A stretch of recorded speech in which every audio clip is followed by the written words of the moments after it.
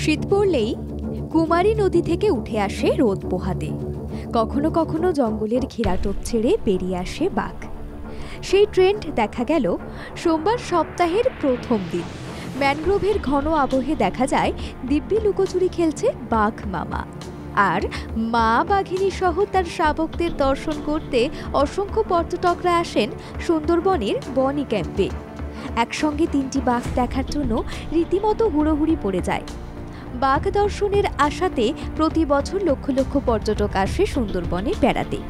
এবার শীতের শুরু থেকেই সুন্দরবনে পর্যটকদের ঢল নেমেছে, যার মধ্যে অন্যতম বনি ক্যাম্প, যেখানে শীতের প্রথমেই মিষ্টি জলের পুকুরে জল খেতে এসে পর্যটকদের দর্শন দিল মা বাঘিনী সমেত 2 ব্যাঘ্র শাবক।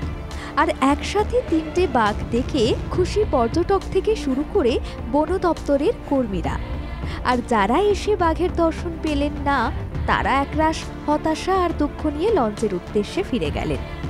এক পর্যটক পরপর 5 বছর এসে বাঘের দর্শন পাননি, আর 6ষ্ঠতম বর্ষে বনি ক্যাম্পে এসে 3টি বাঘের দর্শন পেয়ে আহ্লাদিত। শীতের হালকা আমেজের মধ্যেই এবার বাঘের দর্শন পাওয়া গেল সুন্দরবনের বনি ক্যাম্পে।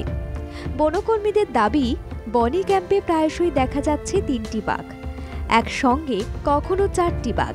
মা বাঘিনীর সঙ্গে দেখা দিচ্ছে কখনো 2 শাবক, কখনো বা 3 শাবক। সোমবার সকালেও বনি ক্যাম্পে ঢোকার মুখে জেটি ঘাটের পাশে নদীর চরে মিলল মা বাঘিনী ও ব্যাঘ্র শাবকদের পায়ের ছাপ, যা দেখে বনকর্মীরা ভীষণ খুশি। বারংবার বাঘের দর্শন পাওয়ায় পর্যটকেরাও বেজায় খুশি। বনকর্মীরা আশা করছেন বনি ক্যাম্পে বারবার বাঘিনী ও তার শাবকদের দর্শন পাওয়ায় সুন্দরবনের বনি ক্যাম্পে এবার পর্যটকদের রেকর্ড ভিড় হবে। পাশাপাশি তারা এটাও জানাচ্ছেন, তারাও জীবনে প্রথমবার বাঘিনী ও 3টি বাঘের দেখা পেয়েছেন, যা এক কথায় অভূতপূর্ব ও অকল্পনীয়।